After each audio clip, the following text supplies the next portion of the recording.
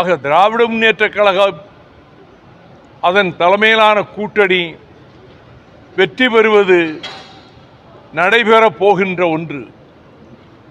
ஆனால் விஜய் அவர்களினுடைய அரசியல் பிரவேசம் ஒரு தாக்கத்தை ஏற்படுத்தி இருக்கிறது.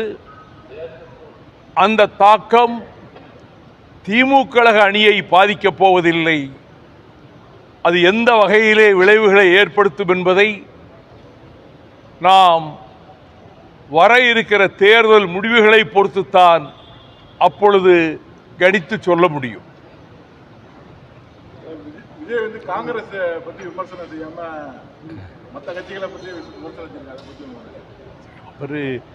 அவருக்கு மனதில் என்ன கருத்துக்கள் தோன்றுதோ அதை சொல்றாரு. திமுக கூட்டணி பிளவு ஏற்பட வாய்ப்பு இல்லை, காங்கிரஸ் அதுக்கு வாய்ப்பே இல்லைங்க. ஒரு